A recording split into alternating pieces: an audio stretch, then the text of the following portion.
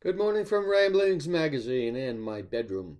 This is Chuck Graves, and I'm going to read for you today a second mom talk, and then a poem that I wrote called Seascapes. Uh, they're two short ones, so this shouldn't take very long. Mom talk. This morning I woke up with mom talk on my mind. The first thing I thought about was the program we had in our family about watching television. One day Chuck was watching television alone when his dad came home from work. Chuck was sitting in his dad's chair but got up and let Dad sit and then sat in his father's lap. Dad changed the channel to watch the ball game. After a while, Dad came into the kitchen and got the calendar off the wall. I didn't think much about it when he came to supper. He had this suggestion. From now on, each of us would have a whole day to watch television without someone else interfering. Our name was written on the day of the calendar, so there would be no problem. What had happened was this. When Dad changed Chuck's program, Chuck said he wished he could have a whole day that he could watch whatever he wanted without someone else changing it. Dad thought it was a very good idea, and they made up this program. With 7 days in a week and 6 people, each one would have a different day every week.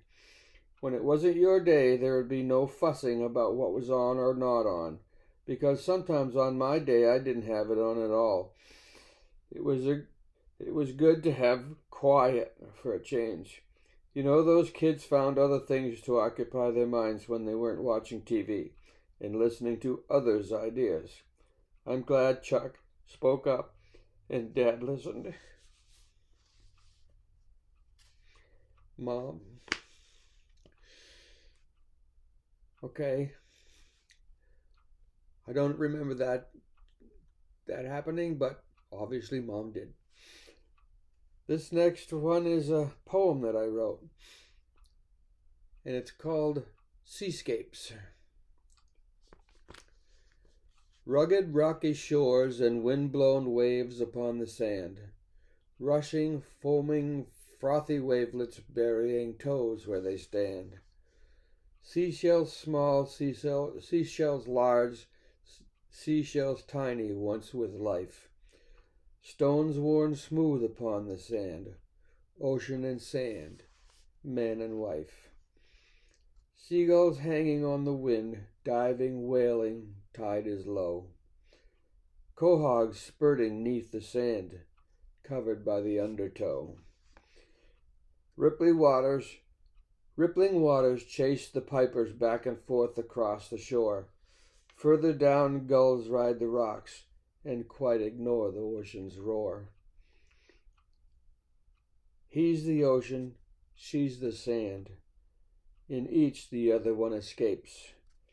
Love is found nowhere on the land as it is on my seascapes.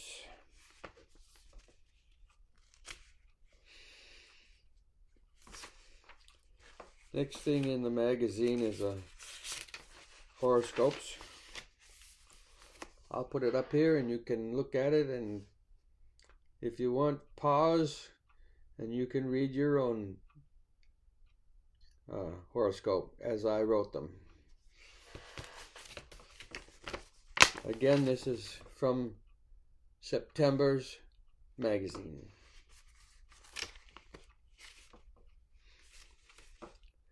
Guess I'll read another one. This one's by Linda Thompson again, and it's called A Different Time and Place. A Different Time and Place by Linda Thompson. Have you ever had a smell-induced memory? Well, as I was walking today, too hot to run, I passed a big stand of pine trees, and the air was so thick and humid and heavy, and the smell of pine was so wonderful, and immediately the archives of my mind were triggered by the smell of pine. It was 1957, give or take a year or two, and it was in Waterbury Center, and it was hot and sunny. It was a hot and sunny summer day, and a bunch of us kids were on the school grounds, swinging on the swings and teetering on the teeter-totter. and the dog began to get, and the day began to get hot, which drove us into the big, seemed huge at the time, stand of pine trees behind the school. We proceeded in fun and innocence as a group of 8, 9, 10-year-olds on summer vacation can to get in the shade and build huts from the fallen pine needles and boughs, and we would pack them all around the huge, sagging branches of the trees and make these wonderful rooms and huts, an activity that we had done on more than one occasion, when all of a sudden, seemingly from nowhere, and truly shattering the perfection of that particular summer day, came the crack of a gun being fired in our direction. Now, in our youthfulness, we immediately knew a couple of things. One, whoever owned the pine grove, was not happy with our choice of pastimes. 2, we were going to be in big trouble at home. 3, we had better get home and confess before whoever owned the pine trees or the pine grove picked up the multi-party line phone, which I am sure was faster than email, and told on us. We also knew something else very important in our 10-year-old intelligence, and that was though the gun had been fired near us, we were actually not aimed at and in no danger of being shot. But we also knew that we were being firmly told that we had crossed whoever owned the pine grove's line of tolerance, and that it would be a very long time before we chose that particular pastime again. We also knew that although our parents did not think that was perhaps the best way to get her point across, they sided with whoever owned the pine grove and told us that we were trespassing and did not have permission to build huts no matter how innocent the pastime was. Now, a few years ago, I related this story one quiet night in a bar to 5 men and women, all within 10 years of my age, and as the story unfolded, they all got smiles on their faces. Very quietly tee-heed, and their eyes lit up with their own memories. And as the night progressed, all of the stories had been told, some alarming similarities boldly came through, and every one of them had been shot at in their youth. Not one of them harbored ill will toward the shooter or needed therapy to get over it. Every one of them knew without a doubt that although they had been shot at, they all knew that there was no criminal intent and that they were definitely not aimed at. All knew they had done some non-intentional, non-criminal wrong. All also knew that they were in trouble at home, and desperately so, and deservedly so, and still not one felt the need for therapy there either, and knew that some appropriate punishment was in the making. Funny, I don't remember ever being punished for that.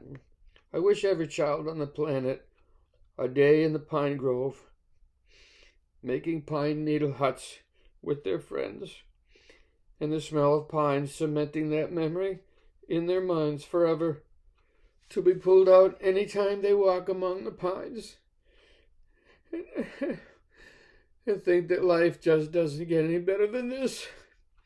It truly was a different time and place, fondly remembered and lovingly shared.